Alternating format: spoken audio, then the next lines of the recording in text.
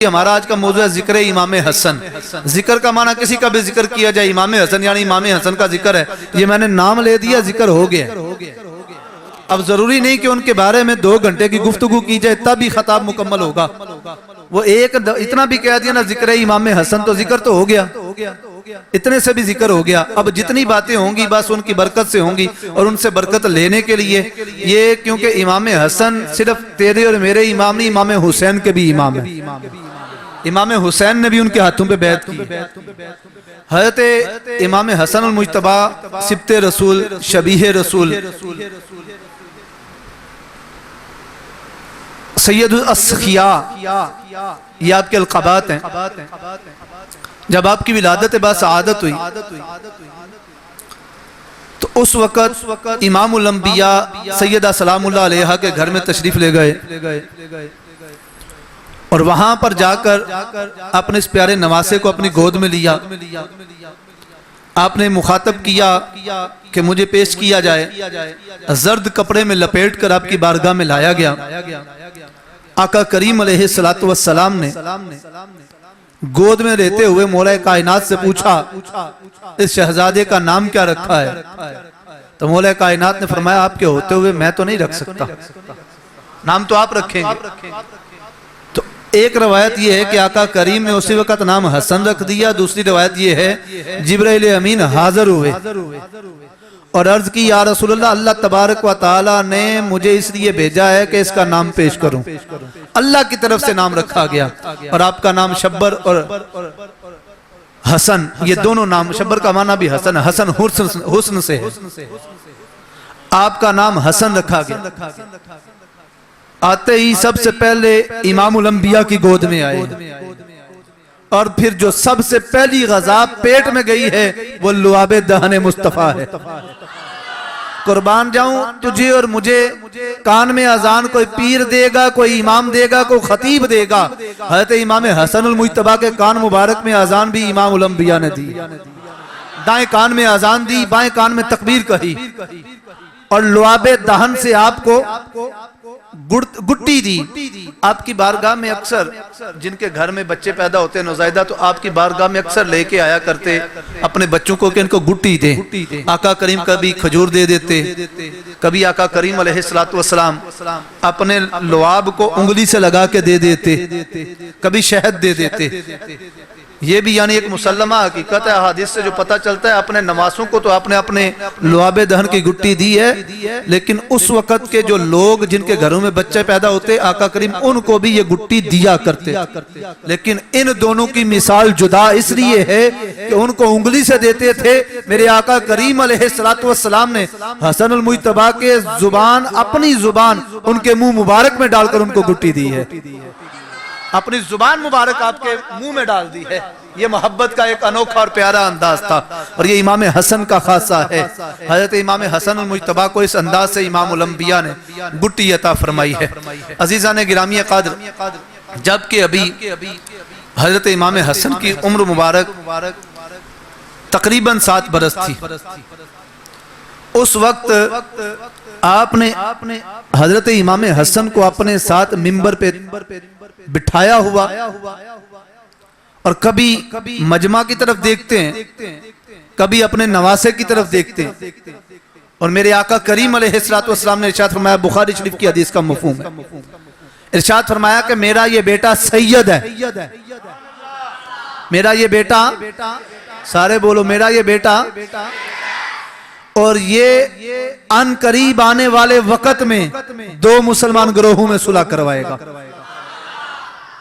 یہ 2 مسلمان گروہوں میں صلح کروائے گا۔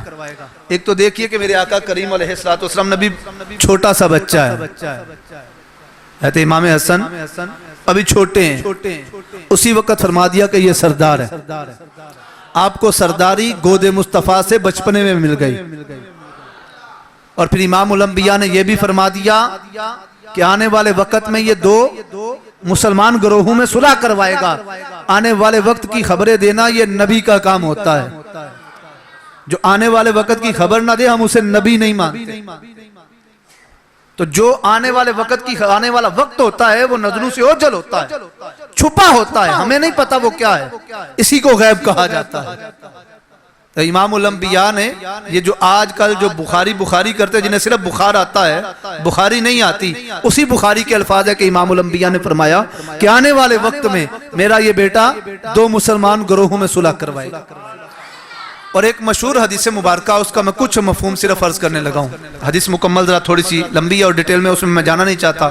مشہور آپ اتنے الفاظ آپ بھی جانتے، آدھی حدیث جو ہے وہ یہی ہے، آقا کریم علیہ السلام نے ارشاد فرمایا ان الحسن والحسین سید الشباب اہل الجنہ، کہ یہ حسن و حسین جنتی جوانوں کے سردار ہیں۔ یہ حدیث آپ نے علماء سے سنی ہوگی، لیکن جس اینگل سے فقیر عرض کرنے لگا ہے، اس حدیث کو ایک طرف رکھیں، کیا بے نمازی، روزے چھوڑنے والا، گالیاں دینے والا، جھوٹ بولنے والا جنت میں جا سکتا ہے؟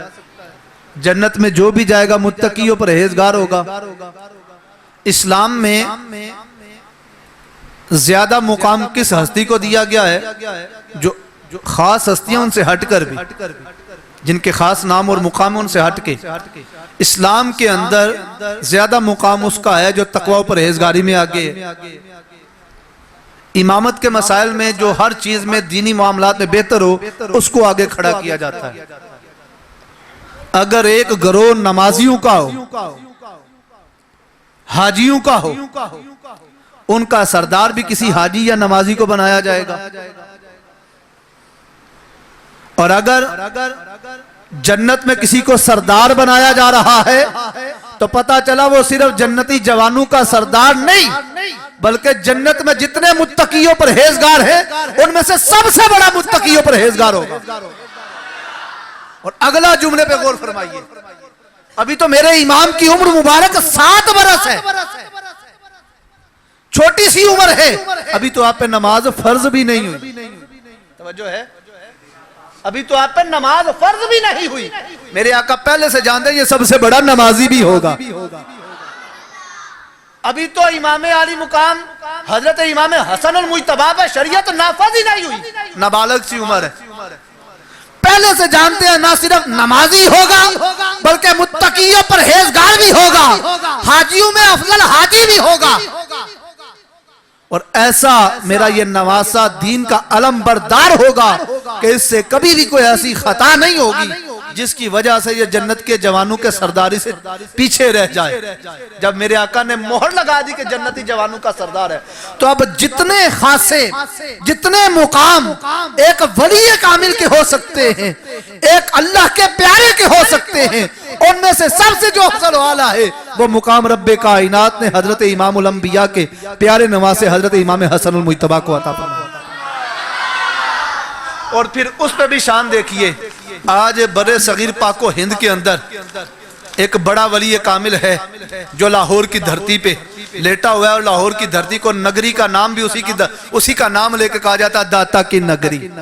یہ اسی امام حسن کی اولاد میں سے ہے، حسنی سید ہے۔ اور آج جس کا قدم ہر ولی کی گردن پہ مانا جاتا ہے، اور جو غوث اعظم کو اپنا بڑا غوث نہ مانے، ولیوں کا سردار نہ مانے، اس کی ولایت تک چھین لی جاتی ہے۔ وہ غوث اعظم بھی حضرت امام حسن المجتبی کی اولاد میں سے۔ چاروں سلاسل مشہور 4 سلسلے پائے جاتے ہیں، چشتیہ، قادریہ، نقشبندیہ، سہروردیہ۔ چاروں سلسلوں کے اندر حضرت امام حسن المجتبی کی اولاد موجود ہے۔ بڑے بڑے جو اولیاء ہیں جن کے در سے آگے کہیں کو فیض ملا ہے، انہوں نے خود فیض دیا تو امام حسن المجتبی سے لیا۔ اتنا بڑا حضرت امام حسن کا مقام۔ عزیزان گرامی قدر، پتہ چلا کہ آقا کریم نے بچپنے میں ہی بتا دیا تھا میرا حسن صرف میرا نواسہ اور علی کا بیٹا نہیں، بلکہ یہ ایسا کامل ہوگا کہ ساری زندگی اس سے کوئی ایسی حرکت نہیں ہوگی جس کی وجہ سے اللہ تبارک و تعالی اس کو جنتی جوانوں کا سردار نہ رہنے دے۔ یہ جنتی جوانوں کا سردار۔ اور حضرت حذیفہ مشہور صحابی رسول ہے، اپنے گھر سے چلے کہ میں آقا کریم علیہ السلام سے اپنی والدہ سے وعدہ کر کے آئے کہ میں آج آپ کے لیے اور اپنے لیے مغفرت کی دعا کرواؤں گا امام الانبیاء سے۔ جب وہاں پہ پہنچے تو امام الانبیاء نبی کریم علیہ السلام نماز پڑھا کے نکلے، گھر کی طرف جا رہے، حضرت حذیفہ پیچھے چل رہے ہیں، میرے آقا نے پیچھے نہیں دیکھا، پیچھے دیکھے بغیر فرمایا کون؟ حذیفہ ہے۔ نبی وہ ہوتا ہے، ان کا نبی اور ہے، ان کا عقیدہ اور ہے، جو کہتے ہیں کہ نبی کو دیوار کے پیچھے کا علم نہیں۔ ہم تو اسے نبی مانتے ہیں جو دیکھتا سامنے ہے، آنکھیں سامنے ہیں، لیکن دیکھ پیچھے بھی رہا ہوتا ہے۔ صرف یہ نہیں جانتا کہ پیچھے کوئی آ رہا ہے، بلکہ یہ بھی جانتا ہے کہ اس کا نام کیا ہے۔ اور پھر فرمایا کس کام سے آئے ہو؟ اللہ تیری اور تیری ماں کی مغفرت کرے۔ بولو کیا کام ہے؟ حضرت حذیفہ کہتے ہیں میں نے سوچا کہ ابھی تو میرے دل میں تھا جو میں چاہتا تھا، اب اور کیا مانگوں، اب اور کیا مانگوں؟ تو عزیزان گرامی قدر، حضرت حذیفہ کہتے ہیں پھر آقا کریم نے فرمایا کہ یہ ابھی ایک فرشتہ آیا ہے جو زمین پر پہلے کبھی نہیں آیا۔ فرشتوں کی تعداد کا کسی کو علم ہے؟ قربان جاؤں، آقا کریم یہ بھی جانتے ہیں کہ فرشتہ ہے اور آیا بھی پہلی دفعہ ہے، یعنی کروڑوں اربوں جن کی تعداد کا علم صرف رب اور اس کے رسول کو ہی ہے۔ ہمیں یہ بھی نہیں یاد رہتا کہ کل کون آیا تھا، پرسوں کون آیا تھا، کون رہ گیا تھا، ہمیں غلطی لگ سکتی ہے، لیکن قربان جاؤں نبی کی شان، نبی کے مقام پہ میرے آقا کریم فرما رہے ہیں کہ حذیفہ اللہ کی طرف سے فرشتہ آیا ہے اور آیا بھی پہلی دفعہ ہے، اور دو باتیں لے کر آیا ہے۔ پہلی یہ کہ یہ پہلی دفعہ آیا ہے، اور اس لیے آیا ہے کہ اللہ کی بارگاہ میں عرض کر کے آیا ہے کہ مولا مجھے اجازت دے میں تیرے نبی کو جا کے سلام نہ عرض کر لوں، ان کی زیارت نہ کر رہا ہوں۔ آقا کریم کی زیارت اور ان کو سلام پیش کرنے کی نیت سے آیا ہے۔ تو حذیفہ کہتا ہے یا رسول اللہ ایک تو یہ بات ہو گئی، دوسرا کس لیے ہے؟ ویسے تو فرشتے ہمیشہ آقا کریم پر درود پڑھ رہے، وہاں سے بھی سلام بھیجا جا سکتا تھا، لیکن اس فرشتے کی اپنی محبت تھی، اس نے کہا کہ میں آقا کی بارگاہ میں جا کے ساتھ زیارت کروں گا، ساتھ سلام عرض کروں گا۔ حضور نے فرمایا دوسری بات یہ ہے کہ فرشتہ کہتا ہے کہ اللہ تبارک و تعالی ارشاد فرماتا ہے کہ جو حسن سے محبت کرے گا، اللہ فرماتا ہے کہ اس کے ساتھ دوزخ والا معاملہ نہیں ہوگا، اس پہ دوزخ کی آگ کو حرام کر دیا جائے۔ اللہ چاہتا ہے۔ اب یہ اصل میں جو ذکر امام حسن ہے یہ ذکر مصطفیٰ بھی ہے، اور ذکر امام حسن سنت مصطفیٰ بھی ہے، ذکر امام حسن سنت رب ذوالجلال بھی ہے۔ اللہ کی سنت ہم ادا کر رہے، یہ نبی کی سنت ادا کی جا رہی ہے۔ اور جیسا کہ حضور نبی کریم نے خود فرمایا کہ من احب الحسن فقد احبنی ومن ابغض حسن فقد ابغضنی، جس نے حسن سے محبت کی اس نے مجھ محمد سے محبت کی، اور جس نے حسن سے بغض رکھا اس نے مجھ محمد سے بغض رکھا۔ یہ اللہ کے پیارے حبیب کا فرمان عالی شان ہے۔ تو حضرت امام حسن کی محبت حقیقت میں امام الانبیاء کی محبت ہے۔ اب کیا خیال کرتے اگر آج ہم حضرت امام حسن کا ذکر کر رہے ہیں اور محبت سے کر رہے ہیں تو حضور خوش نہیں ہو رہے ہوں گے؟ اور جب امام الانبیاء راضی ہوں تو رب کائنات بھی تو راضی ہوگا، وہ بھی تو یقیناً راضی ہوگا۔ عزیزان گرامی قدر، حضرت امام حسن المجتبی رضی اللہ تعالیٰ عنہ، آپ کو یہ شرف بھی حاصل ہے کہ آپ خلافت راشدہ کے 5ویں خلیفہ بھی ہیں۔ چاروں خلفائے راشدین کے بعد تقریباً 6 ماہ، بعض نے 5 ماہ 10 دن لکھی اور بعض نے پورے 6 ماہ لکھی ہے، اس لیے میں تقریباً کا لفظ استعمال کرتا ہوں کہ تقریباً 6 ماہ آپ نے خلافت راشدہ کا منصب سنبھالا ہے۔ اور میرے آقا کریم علیہ السلام نے ارشاد فرما رکھا تھا، حدیث ہے، حضور نے فرمایا کہ خلافت راشدہ کا دور 30 برس رہے گا، اس کے بعد سلطنت چلے گی، ملوکیت چلے گی، حکومت چلے گی۔ آپ نے جب وہ ہو گیا 6 ماہ کا دور گزر گیا، 30 برس ہو گئے، اور آپ کے پاس فوج بھی بہت زیادہ تھی، حضرت سیدنا امیر معاویہ کے پاس بھی بہت زیادہ تھی، پہلے بھی جھگڑے ہو چکے تھے، جنگ ہو چکی تھی۔ یہاں پر ایک اس بات کو مد نظر رکھا جائے کہ حضرت امام حسن نے فوری طور پہ صلح کا پیغام نہیں بھیجا، اور نہ ہی امام حسن نے ڈر کر صلح کی، بلکہ سیدنا امیر معاویہ رضی اللہ تعالیٰ عنہ نے پہلے پیغام بھیجا تھا، پھر حضرت امام حسن نے اس کو قبول کیا تھا۔ ایک روایت یہ بھی ملتی ہے، بعض تو کہتے ہیں آپ نے سیدھا جا کے تو صلح فرما لی۔ میں نے جو ابھی آنے سے تقریباً گھنٹہ ڈیڑھ پہلے یہ میں نے بھی پہلی مرتبہ پڑھا ہے کہ حضرت امام حسن نے کو حضرت سیدنا امیر معاویہ نے پیغام بھیجا تھا، انہوں نے کہا کہ تھا کہ ہم صلح چاہتے ہیں۔ تو اس وقت شرطیں زیادہ مانی گئی تھی حضرت امام حسن کی۔ جب معاملات طے ہوتے ہیں تو ایک بندہ مسلسل شرطیں منوا رہا ہے اور اس کی شرطیں مانی جا رہی ہے، تو جیت کس کی ہوئی؟ جس کی شرطیں ہیں ساری مانی گئی تو جیت تو اس کی ہوئی۔ تو امام حسن نے جو شرطیں رکھی تھی ساری مانی گئی، ساری مانی گئی، اور ان کے اوپر حضرت سیدنا امیر معاویہ نے آمین کہا۔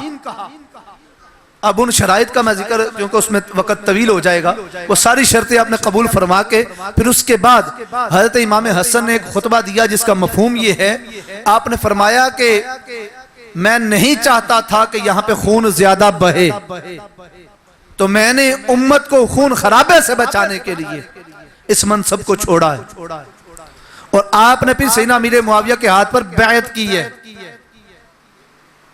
اور آپ کے بعد حضرت امام حسین نے کی ہے۔ وہ جو حدیث میں نے آغاز میں کوڈ کی، آقا کریم نے فرمایا میرا یہ بیٹا 2 مسلمان گروہوں میں صلح کروائے گا،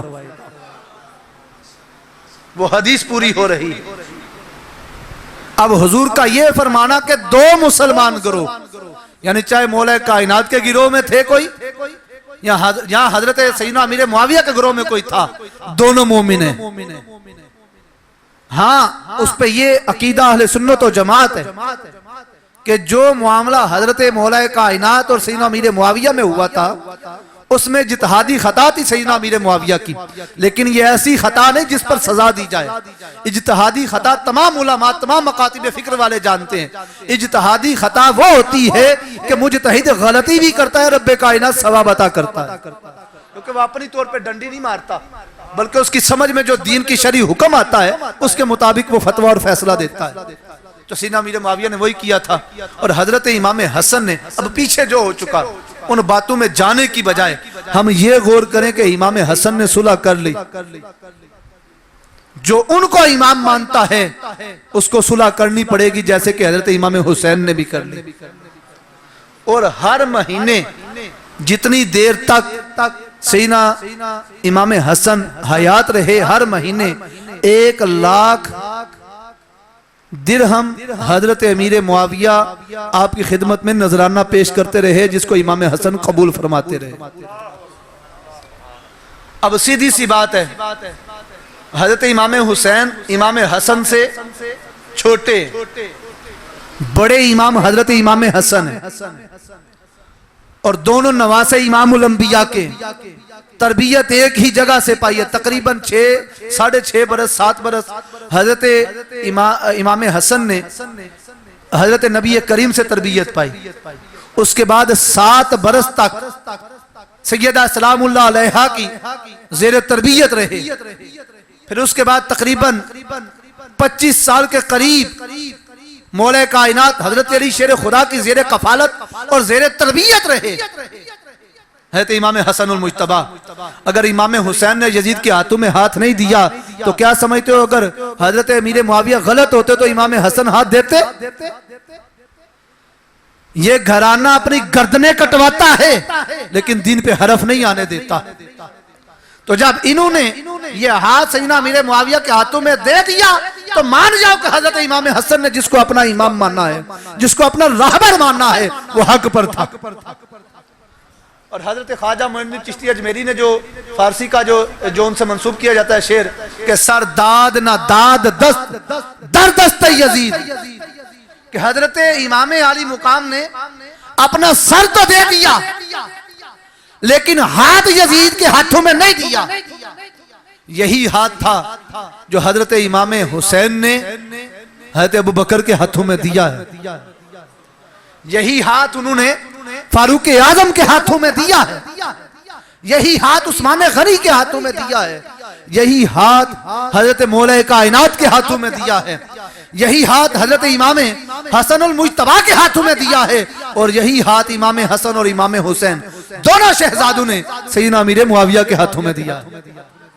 लेकिन जब यजीद की बारी आई तो मेरे इमाम ने हाथ पीछे कर लिया कि जानते हैं कि पहले जितने गुजरे हैं वो नबी के दीन पे गुजरे हैं, लेकिन अब जो आ रहा है ये दीन का बागी है, इसके हाथों में हाथ नहीं देना। तो जब यजीद के हाथों में हाथ नहीं दिया, अगर हजरत अमीर मुआविया में कोई मामला ऐसा वैसा होता तो ये दोनों शहजादे उनके हाथों में भी हाथ ना देते। अजीजा ने गिरामी कद्र हज़रत इमाम हसन अल मुज्तबा रज़ी अल्लाह तआला अन्हु, आपकी करामात में से करामत है कि आप एक मर्तबा अपने काफिले के साथ कहीं जा रहे थे। हजरत अब्दुल्ला इब्न जुबैर वो भी आपके साथ मौजूद थे। एक जगह पे बाग पे जाके जहां पे खजूर के दरख्त लगे थे लेकिन उन पे फल नहीं था, वहां पे आप दोनों आराम फरमा हुए। हजरत अब्दुल्ला इब्न जुबैर ने कहा काश के इन पे खजूरें लगी होती तो खाने का कितना मजा आता। हजरत इमाम हसन ने कहा खजूरें खाना चाहता है? जी खाना चाहता हूं। हजरत इमाम हसन ने रब्बे कायनात की बारगाह में हाथ उठाए, दुआ की, खालिक कायनात ने करम फरमाया, वो जो सूखी खजूरों के दरख्त थे हरे भरे हो गए, उन पे फल भी लग गया और जी भरकर सारे काफिले ने खाए। उनमें से एक बंदा गुजरता हुआ वो बोला ये तो जादू है, ये तो जादू है। तो हज़रत इमाम हसन ने कहा ये जादू नहीं, ये मेरे नबी की सोहबत का असर है, ये उनके खून का असर है, ये उनके नवासे की दुआ का असर है जो रब्बे कायनात ने हमारे अंदर रखा है। इमाम हसन ने दुआ की और इस तरह, और ये मेरी इसको पढ़ के फौरन तवज्जो उधर जाती है कि जब इमामुल अंबिया से जब कफ़ारे मक्का ने कहा था कि ये गुठलियां लगाओ ना, सुबह तक अगर ये दरख्त बन गए और उन पे फल भी हो गए तो तुझे नबी मान लेंगे, क्योंकि जादू तो नहीं चल सकता ना इतनी जल्दी में। तो मेरे आका ने वो गुठलियां लगाई थी तो सुबह उनमें खजूरें भी लगी थी और वो गुठलियां भी निकाल के ले गए थे। कफार वो गुठलियां भी निकाल कर ले गए कि ना, पर जानते थे कि नबी जो कहता है हो जाता है, लेकिन नबी की नबूवत को नहीं मानना था। तो गुठलियां निकाल कर ले गए थे कि ना गुठलियां होंगी ना दरख्त लगेगा, लेकिन रब का करम था, नबी का मौजज़ा था। गुठलियां ले भी गए। अब नबी ने जो कह दिया था कि सुबह लगेंगे तो वहां पे दरख्त भी लगे और उनमें फल भी लगा। या रसूल अल्लाह। तो जब वो खजूरें खाते ना तो कहते कि ये कैसी खजूर है, इसमें गुठली नहीं। मेरे आका ने फरमाया तू निकाल के जो ले गया था अब यहाँ पे कहां से आए। नबी तो अंदर के हालात जानता है, तो उसी नबी का नवासा है, रब से मांगे तो रब जरूर अता करता है।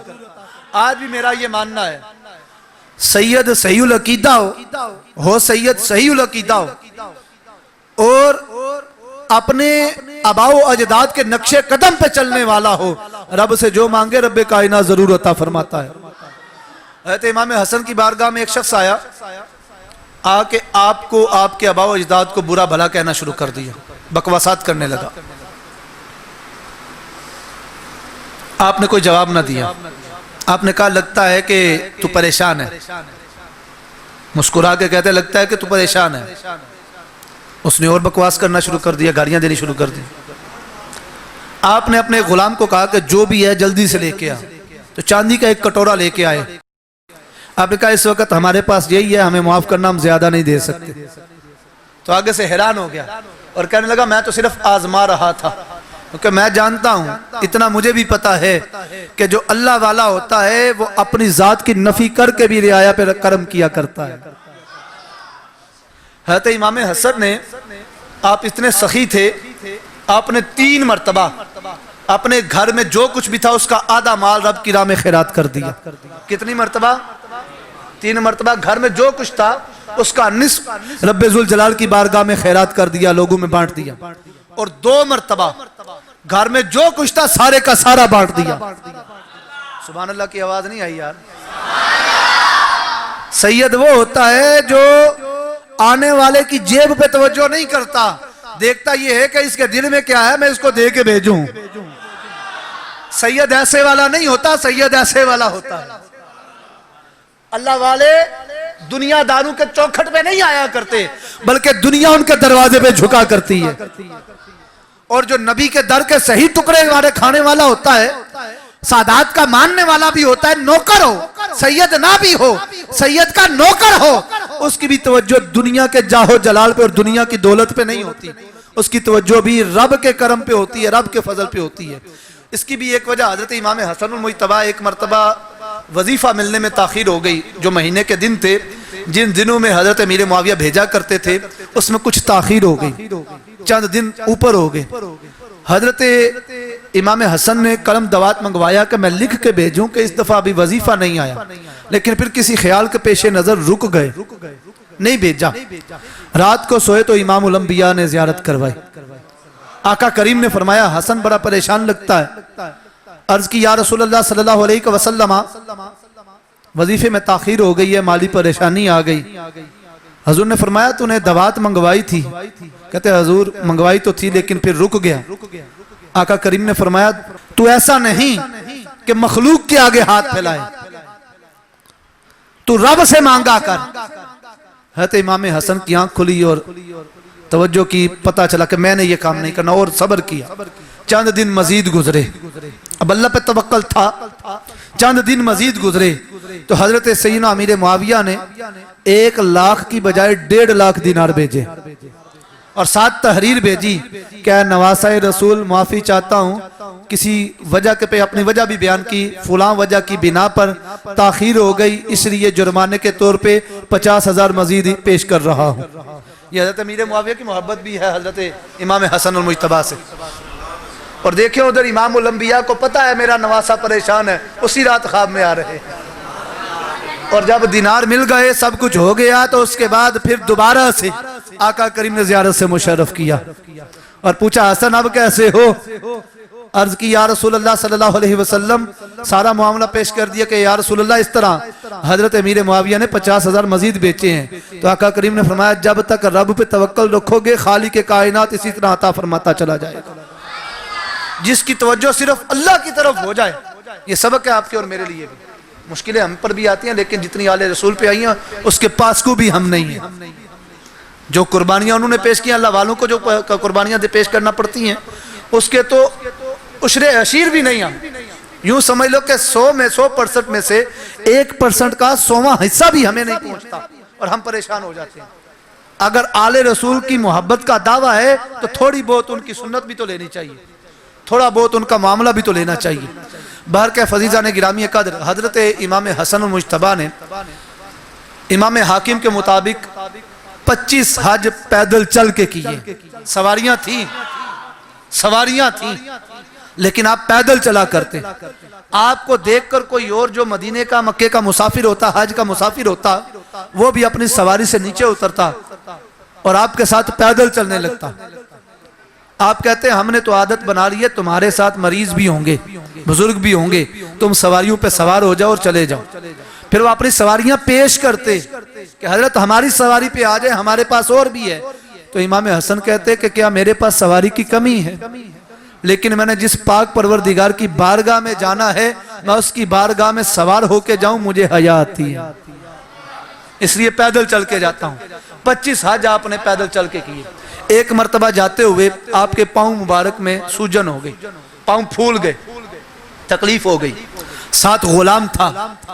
عرض کرنے لگا حضرت آپ کے پاؤں سوج گئے ہیں، آرام فرما لیں، سواری پہ بیٹھ جائیں۔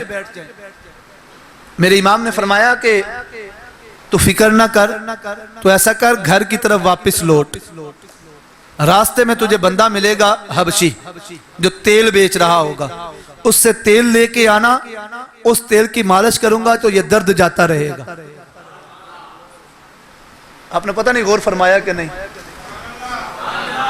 آپ کو پہلے سے پتہ ہے پیچھے کیا ہو رہا ہے اور مجھے کیسے آرام آنے والا ہے۔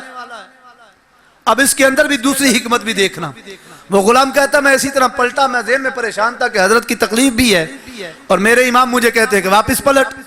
کہتا میں واپس گیا، واقعی اسی طرح ایک بندہ ملا، میں نے اس سے تیل لیا، اس نے کہا کیا کرنا ہے، کس لیے چاہیے؟ اس کا میں نے اس کو بتایا کہ میرے امام ہیں، میرے آقا ہیں حضرت امام حسن نواسہ رسول، ان کے پاؤں کی مالش کرنی ہے اس لیے لے کے جا رہا ہوں۔ کہا میں بھی انہی کا غلام ہوں۔ اس نے پیسے نہ لیے، اصرار کے باوجود نہ لیے، کہتے بلکہ مجھے بھی ان کے پاس لے جا، مجھے بھی کوئی کام ہے۔ وہ بھی آپ کے ساتھ ہو لیا۔ جب ساتھ آیا، آ کے سلام عرض کرنے کے بعد کہتا ہے حضرت میری بیوی بڑی بیمار ہے، درد زا ہے اس کو، اور پتہ نہیں اس کا کیا معاملہ بنے گا، کچھ مہربانی فرمائیے۔ حضرت امام حسن نے کہا تو بے فکر ہے، واپس جا، تیرے ہاں بیٹا ہوگا اور صحیح ہوگا، تندرست و سلامت ہوگا۔ یعنی اس کے اندر بھی حکمت یہ ہے کہ اس کو بھی کچھ عطا کرنا ہے۔ تو جو میں عرض کر رہا ہوں کہ جو ان کا ماننے والا ہوتا ہے نا، وہ دنیا کے جاہو جلال یا دولت پہ نگاہ نہیں رکھتا، وہ تو یہ دیکھتا ہے کہ مخلوق خدا پہ کرم کتنا کرنا ہے، اس کے سینے میں لالچ نہیں ہوتا۔ عزیزان گرامی قدر، امام حسن المجتبیٰ کے کرامات کے اندر اور آپ کے سیرت طیبہ کے اندر، یہ میں کوئی صرف دکھاوے کی بات نہیں کر رہا، فقیر خود ہی عرض کرتا رہے نا تو کم از کم 3 گھنٹے مجھے امید ہے کہ میں بات کرتا رہوں تو ختم ہونے میں نہیں آئے گی۔ اتنا تو اس ناقص العقل کے پاس بھی اتنی بات تو ہے، تو خود جب مجھ جیسا ان پڑھ جاہل اتنی بات ان کے بارے میں کر سکتا ہے تو خود اندازہ فرمائے رب نے ان کو مقام کتنا دیا ہوگا، شان کتنی عطا فرمائی ہوگی۔ لیکن آخری بات، کیونکہ 10 منٹ میں نے عرض کیا تھا میں 10:30 بجے چھوڑوں گا، 10 منٹ رہ گئے ہیں۔ آپ کی شہادت کا جو معاملہ ہے وہ آپ کو زہر قاتل دیا گیا، جس کی وجہ سے آپ کے چہرے مبارک کا رنگ سبز ہو گیا اور آپ کی طبیعت بگڑنے لگی، اور آپ کا جو جسم اطہر ہے، آپ کا پیٹ مبارک اندر سے انتڑیاں کٹ کٹ کے منہ کے رستے باہر آتی تھی، الٹی آتی، خون کے ساتھ لوتھڑے اور بوٹیاں آتی۔ حضرت امام حسن کا جب آخری وقت آیا، آرام فرمائیں، لوگوں کو پتا چلا تو دور دراز سے لوگ، آپ کے عزیز و اقارب بھی، ماننے والے بھی، سارے عیادت کے لیے آتے اور زاروں کی طرح روتے۔ اس سے قبل، زہر دینے سے قبل آپ نے ایک خواب دیکھا تھا، اس خواب کے اندر آپ نے دیکھا کہ یہ ماتھے پہ قل هو اللہ احد لکھا ہے۔ صبح آپ نے یہ خواب بیان فرمایا کہ میں نے رات یہ خواب دیکھا ہے، سب نے کسی نے کوئی تعبیر کی، کسی نے کوئی تعبیر کی، اچھی اچھی تعبیر، کیونکہ سورہ اخلاص لکھی ہے، کتنی خوبصورت بات ہے۔ لیکن حضرت سعید بن مسیب وہ جب آپ کے پاس تشریف لائے، ان کو بھی آپ نے خواب سنایا تو آپ کا چہرہ جو ہے وہ لٹک گیا، اور آپ نے کہا اگر آپ نے یہ خواب دیکھا ہے تو آپ کی شہادت کا وقت آ گیا، آپ کا وقت آخر آنے والا ہے، آپ چند دنوں کے مہمان ہیں۔ ادھر آپ نے یہ خواب کی تعبیر بتائی، تھوڑے دنوں کے بعد آپ کو زہر دے دیا گیا۔ اب یہاں پہ ایک بات یہ بھی قابل غور ہے کہ ہماری عادت ہے، ہم خواب دیکھتے ہیں تو کسی سے بھی اس کی تعبیر پوچھنے لگ جاتے ہیں۔ ایک تو خواب ہر کسی کو بتانا نہیں چاہیے، اور دوسرا اگر آپ سے کوئی خواب بیان کرے تو اگر تو آپ کے پاس علم ہے تو پھر تو اللہ کا بڑا کرم ہے، ضرور بتائیں، ورنہ خاموش رہنا چاہیے۔ یہ بہت سے علوم کے بعد تعبیر الرؤیا کا کوئی بندہ ماہر ہوتا ہے تو وہ بتا سکتا ہے۔ میں نے خود اس کا علم حاصل کرنے کی کوشش کی، لیکن ابھی تک میں اس کی الف بھی نہیں سیکھ پایا، اور تقریباً 6 سال سے ہے کوشش، کسی حد تک کو تھوڑا بہت، لیکن یہ ایسا سمندر ہے جس کے اندر غوطہ زن ہو جاؤ تو نکلنے کا راستہ نہیں۔ ایک تو ہر کسی کو بتانا نہیں چاہیے، اور دوسرا اگر کوئی آپ کے سامنے بیان کر دے تو اپنی طرف سے کوئی تعبیر نہیں کرنی چاہیے۔ بعض دفعہ ایسا ہوتا ہے کہ جیسا ہم کہتے ہیں ویسا ہو جاتا ہے، تو اس لیے اگر کوئی آپ کے ذہن میں غلط خیال بھی آئے نا کہ یہ حادثہ کوئی یا ایسی پریشانی، تو اس کے بجائے یہ منہ کھولنے کی بجائے اس کو مشورہ دے تو صدقہ کار اللہ کرم کرے گا، کیونکہ صدقہ بلاؤں کو ٹالتا ہے۔ بجائے اس کے کوئی آپ ایسی بات نکالیں کہ اس بندے کا کوئی واقعی ویسا ہو جائے۔ آپ اگر کچھ جانتے نہیں تو اتنا کہہ دیں، اپنی سمجھ کو چھوڑے، یا مجھے تو ایسا لگتا ہے کسی اور سے پوچھ رہے، وہ تجھے لگتا ہے تو پاس رکھ، تو جانتے تو نہیں نا اس بات کو، اگر جانتے ہو تو پھر ضرور بتاؤ، نہیں جانتے تو خاموش رہو۔ جب آپ کا وقت آخر آیا تو حضرت امام حسین امام علی مقام نے آپ سے پوچھا کہ بھائی جان آپ بتائیں آپ کو یہ زہر کس نے دی؟ حضرت امام حسن نے فرمایا کہ مجھے اس سے پہلے بھی کئی دفعہ زہر دیا گیا ہے، توجہ ہے، پہلے بھی دیا گیا لیکن اس طرح کا معاملہ کبھی نہیں بنا، اور میں سمجھتا ہوں کہ یہ لعاب دہن مصطفیٰ کی برکت تھی. میرے آقا کریم کے اوپر بھی تو ان کو بھی تو ایک عورت نے گوشت پکا کے زہر ڈال کے آقا کے سامنے رکھا تھا اور گوشت نے پکار کے کہا یا رسول اللہ مجھے نہ کھائیں میرے اندر زہر ہے. پکار کے کہا تھا لیکن میرے آقا کریم نے پھر بھی مسکرا کے اس کا نوالا لیا تھا. حضور پہ زہر نے کیا اثر کرنا تھا؟ تو یہ نواسہ رسول ہے. پہلے بھی زہر دیا جاتا رہا ہے لیکن اب کی بار زہر قاتل ہے. اور چونکہ آپ کی شہادت ہونی تھی اور شہادت ایک عظیم مرتبہ ہے, انبیاء بھی شہید ہوئے ہیں, شہادت ایک عظیم مرتبہ ہے اور یہ سری شہادت ہے. حقیقت میں مفسرین کرام فرماتے ہیں جو فلسفہ اس کا پیش کیا جاتا ہے وہ یہ پیش کیا جاتا ہے کہ ظاہراً یہ امام حسن کی شہادت ہے لیکن حقیقتاً یہ حضرت امام علی مقام امام حسن کی شہادت نہیں بلکہ یہ نبی پاک صلی اللہ تعالیٰ علیہ وآلہ وسلم کی سیدھی شہادت ہے. امام حسن کی صورت میں سیدھی شہادت امام الانبیاء کی ہے اور امام علی مقام امام حسین کی صورت میں جہری شہادت امام الانبیاء کی ہے. فرمایا کہ حسن کیا امام حسن نے فرمایا ہے حسین کیوں, کیا اسے قتل کرنے کا ارادہ ہے؟ عرض کی جی بھائی جان میں ایسا ہی کروں گا. اب یہاں پہ یہ کچھ مورخین نے لکھ دیا اور آج کل بھی ایک خاص طبقہ یہ کہتا پھرتا ہے کہ آپ کی زوجہ جادہ بنت اشعث نے آپ کو زہر دیا. یہ ایک تہمت باندھی جاتی ہے کیونکہ جو بات میں عرض کر رہا ہوں اس کو غور فرمائیں. حضرت امام حسن نے جب پوچھا نا کیوں اس کو قتل کرنا چاہتا ہے, حضرت امام حسین نے کہا جی ہاں ایسا ہی کروں گا. تو میرے آقا کریم حضرت امام علی مقام امام حسن نے فرمایا کہ بھائی جس پہ مجھے شک ہے اگر تو وہی قاتل ہے تو میں اپنا معاملہ اللہ پہ چھوڑتا ہوں, اللہ بہتر بدلہ لینے والا ہے.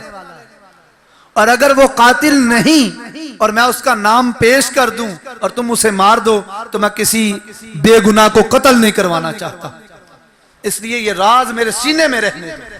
حضرت امام حسن نے تو کسی کا نام بتایا نہیں, امام حسین کو کسی کا نام پتہ چلا نہیں. کوئی ایک صحیح روایت جو سند سے ثابت ہو. یہ فقیر ریکارڈنگ ہو رہی ہے, فقیر دعویٰ کر رہا ہے, چیلنج کر رہا ہے. سند اس کو کہتے ہیں کہ جس کے اندر کوئی رکاوٹ نہ ہو, صحیح روایت ہو, جو مستند ہو. کوئی ایک روایت پیش کرے کہ آل رسول اس وقت جو اہل بیت اطہار بھی تھے ان میں سے کسی ایک نے قصاص کا مطالبہ کسی سے کیا ہو, کسی ایک پر مقدمہ چلایا ہو. حالانکہ اس کے بعد حضرت امام علی مقام امام حسن کے بعد امام علی مقام امام حسین کتنا عرصہ حیات رہے, کتنا عرصہ حیات رہے ہیں, کبھی بھی اس بات کو نہیں اٹھایا گیا. اور صدر الافاضل مولانا نعیم الدین مراد آبادی رحمت اللہ تعالی علیہ نے اس بات کا سرے سے انکار کیا ہے کہ جو ان کی زوجہ محترمہ پہ تہمت باندھی جاتی ہے. کہتے ہیں انہوں نے ایک جو مختلف وجوہات بیان کی ان میں سے ایک یہ بیان کی ہے کہ جب اس وقت کسی نے مطالبہ نہیں کیا, امام حسن نے بتایا نہیں, تو آج کسی کو کیسے پتا چل گیا کہ ان کی زوجہ جو ہیں وہ قاتل تھی, انہوں نے زہر دیا. اور وجہ پتہ کیا بیان کرتے ہیں, وہ جن کو نہیں پتا وہ بھی سماعت کر لے. ان کا بدبختوں کا کہنا ہے کہ جادہ بنت اشعث جو ہے زوجہ امام حسن ہے, اس کو یزید نے لالچ دیا تھا کہ اگر حسن کو تو قتل کر دے تو میں تو اس سے نکاح کروں گا, اور اس لالچ میں اس نے ایسا کیا. اب ذرا غور فرمائیں, امام حسن کی 100 کے قریب شادیاں ہیں. مولا کائنات نے منبر پہ جلوہ فرما ہو کے ارشاد فرمایا تھا میرے حسن کو اپنی بیٹی نکاح میں نہ دیا کرو, یہ طلاق دے دیتا ہے. عورتیں خود کو اپنے آپ پیش کیا کرتی تھی, والدین لے کر آتے. کس لیے؟ کہ حضرت امام علی مقام کی جو شانیں جو مناقب امام الانبیاء نے بیان فرمائے تھے, سارے چاہتے تھے کہ ہمیں وہ نسبت حاصل ہو جائے. بلکہ حضرت امام حسن اگر کسی زوجہ کو طلاق دے دیا کرتے تو وہ ساری زندگی دوسرا نکاح نہیں کرتی تھی. اور پھر کیسے تصور کیا جا سکتا ہے کہ جو شبیہ مستقا ہو. حضرت امام حسن واحد ایسی ہستی ہیں جو بالکل آقا کریم کی تصویر تھے. اب دیکھو نا، جب آقا کی تصویر ہے تو آنکھیں بھی ویسی، رخسار بھی ویسے، گفتار بھی ویسی، رفتار بھی ویسی، کان بھی ویسے، دہن بھی ویسا، زبان بھی ویسی، سب کچھ ویسا۔ اب یوں سمجھو جس نے امام حسن کا انکار کیا اس نے امام الانبیاء کا انکار کیا۔ تو جو ازواج خود اپنے آپ کو نکاح میں پیش کرتی تھی ان پر تہمت لگانا، اور پھر کوئی عورت اپنے خاوند سے بیزار کب ہوتی ہے؟ جب خاوند ٹھیک نہ ہو۔ تو امام حسن پہ یہ ایک بہت بڑی تہمت نہیں کہ ان کی بیوی اتنی اکتا گئی تھی؟ استغفراللہ، ہم اس بات کا سرے سے انکار کرتے ہیں۔ اور یہ صرف ان کی زوجہ محترمہ پہ تہمت نہیں بلکہ امام حسن المجتبی پہ تہمت ہے۔ اس وقت کے بدبختوں نے بھی جب حضرت امام حسن نے، یہ آخری بات ہے، 2-3 منٹ لگیں گے، وقت ہو چکا ہے لیکن 2-3 منٹ کے اندر میں بات کو ختم کر رہا ہوں۔ امام حسن نے جب حضرت امیر معاویہ سے صلح کی تھی نا، اس وقت جو آپ کے نمائندوں میں، آپ کے رفقا میں، آپ کے مریدوں میں شامل بندے تھے حضرت امام حسن کے، ان میں سے ایک بدبخت نے کہا تھا کہ تو نے آج ایک سیاہ کارنامہ سر انجام دیا، تو نے سب کچھ ان کو سونپ دیا۔ اور انہوں نے حضرت امام حسن کا انکار کیا اور سیدنا امیر معاویہ کو نہیں مانا تھا اس وقت کے لوگوں نے، اور آج بھی وہ نسل چل رہی ہے۔ آپ نے دیکھا ہوگا اغیار باقی کے ذکر کی محافل تو کرتے ہیں، امام حسن المجتبی سے بیر کس بات کا ہے؟ ان کا ذکر کیوں ان کا ذکر کیا جائے تو ساتھ پتہ چلتا ہے کہ صلح کروانے والا یہ ہے، نبی کی حدیث کو مکمل کرنے والا یہ۔ اور پھر جو ایک بات کی جاتی ہے کہ حضرت آقا کریم نے فرمایا تھا کہ عمار بن یاسر کو ایک باغی گروہ قتل کرے گا، تو وہ باغی گروہ حضرت امیر معاویہ ہے، معاذ اللہ، گروہ کا لفظ ہے، حضرت امیر معاویہ کا نام نہیں ہے۔ وہ باغی گروہ کون تھا میرا وہ موضوع نہیں اور اس پر لمبی گفتگو چاہیے، لیکن مختصر عرض کرتا ہوں کہ باغی گروہ وہ تھا جن میں سے کچھ لوگ حضرت امیر معاویہ کے گروہ میں شامل ہو چکے تھے، ہاتھوں پر بیعت کر چکے تھے، اور کچھ بدبختوں نے حضرت مولا کائنات کے ہاتھوں پر بیعت کر رکھی تھی۔ یہ ابن سبا کے تیار کردہ بندے تھے جن کا معاملہ حضرت فاروق اعظم کی شہادت سے چلا ہے، حضرت عثمان غنی کے دور میں انہوں نے عروج پکڑا ہے، اور وہی پس منظر ہے کربلا کے پیچھے، یہی معاملہ کربلا تک آیا ہے، وہی خطوط کا معاملہ وہاں پہ تھا، وہی خطوط کا معاملہ یہاں پر ہے۔ اب جو یہ سارا پس منظر جانتے ہیں ان کے لیے تو یہ گفتگو کافی ہے جو میں نے کر دی، لیکن یہ چونکہ ایک مبہم سی بات ہے، میں وہ وضاحت ٹائم نہیں ہے، وضاحت نہیں کر پایا، لیکن اتنا ہے صرف کہ یہ وہ گروہ تھا کہ جو حقیقت میں مومن نہیں تھا۔ ابن سبا ایک یہودی تھا، بدبخت تھا، پہلے یہودی ہوتے ہوئے اسلام کے اندر بگاڑ پیدا کرتا رہا، جب اس کی سازش کامیاب نہ ہوئی، ناکام رہا، تو اس نے اسلام کا لبادہ اوڑا، خود کو مسلم کہا، لیکن بدبخت نے اندر آ کر بھی پہلے عیسیٰ علیہ السلام اور حضرت امام الانبیاء کے درمیان، یہ صحابہ کے درمیان بات چھوڑی کہ ان میں سے افضل عیسیٰ علیہ السلام ہے، اس نے یہ بات پہلے چھوڑی، پھر اس کے بعد اس بات کی طرف آیا کہ خلافت کا حقیقی حقدار حضرت علی المرتضیٰ ہے۔ یہ پہلا وہ بندہ جس نے کہا تھا، اس نے کہا پہلے 3 خلیفے حق کے نہیں ہیں، وہ پہلا بندہ تھا، اور تاریخ میں تمام مکاتب فکر اس شخص کو ایک منافق آدمی جانتے ہیں، تمام مکاتب فکر، اور وہی سوچ جو اس کی تھی، ایک خاص طبقہ جو آج اپنے آپ کو محب آل رسول کہلواتا پھرتا ہے، وہی عقائد و نظریات رکھتا ہے جو ابن سبا کے تھے۔ بس میری تمام گفتگو اس کے اندر سمٹ آئی۔ حضرت امام حسن بہرکیف صحابی رسول بھی ہیں، نواسہ رسول بھی ہیں، اور آپ نے جب آپ کا وقت آخر آیا نا، تو اس وقت جب حضرت امام حسین نے پوچھا نا کون ہے، تو امام حسن نے نام نہیں بتایا، پھر اس کے بعد سارے رونے لگے، تو آپ نے حضرت امام حسن کو سینے سے لگایا اور کہا کہ بھائی جان آپ کیوں روتے ہیں؟ حضرت امام حسین دلاسا دے رہے ہیں، آپ تو ابا جان سے، امی جان سے اور نانا جان سے ملنے جا رہے ہیں۔ حضرت امام حسن نے کہا کہ بھائی میں جانے پہ نہیں روا، وہ تو موت تو حق کے آ کے رہے گی، میں اس لیے رو رہا ہوں کہ تیرے پہ جو آنے والا وقت ہے وہ بڑا کٹھن ہے، آنے والا جو وقت ہے، کربلا کا جو منظر ہے وہ بڑا کٹھن ہے، تو سنبھل کے رہنا۔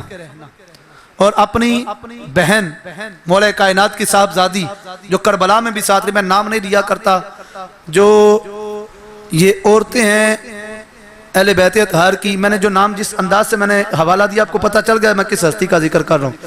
میں نام اس لیے نہیں لیا کرتا، میری ماں کا کوئی نام سر عام لے تو مجھے تو پسند نہیں۔